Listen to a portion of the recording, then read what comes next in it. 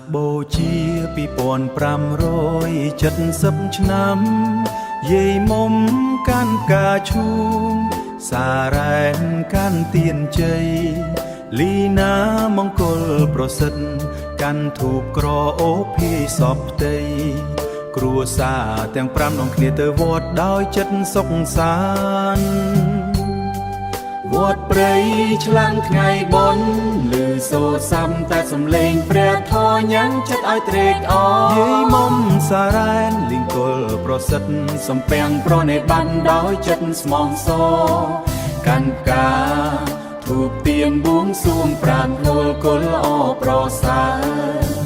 សូមព្រះធម៌ថែរក្សាជីវិតឲ្យរុងរឿងជានិច្ចទៅ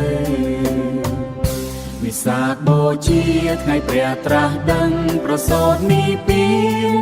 យាយមុំនឹងក្រុមគ្រួសារនាំគ្នាសាងបុណ្យទានរាប់បាតប្រគេនសង្ឃសាយមេត្តាគ្រប់ឋានពុនលឺធម៌នាំជីវិតរួចផុតទុក្ខភ័យនៅពេលថ្ងៃត្រង់ព្រះសង្ឃចាត់ចែងពិធី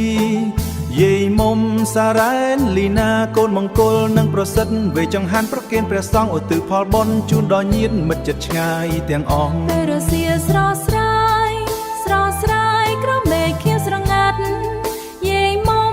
និងកូនចៅនាំគ្នាលែងសាន់ចាប់ចេញពីទ្រង់បើកទ្វារសេរីភាពឲ្យហើរឡើងទៅលើអាកាសធំទូលាយដោយមេត្តាបំបត្តិទុក្ខសត្វលោកឲ្យរួចផុតទាំងអស់លងដល់ពេលប្រលំទៀនជាជុំវិញព្រះវិហារយាយមុំសារ៉ែនលីណាមង្គលប្រសិទ្ធជុំគ្នាស្ងប់ស្ងាត់ប្រទះសណ្ដែកសទ្ធាគ្រប់វេលាសូមអភិធម្មទាំង3ភៀងគ្រប់គ្រងជោគជៀនដើររៀងទៅ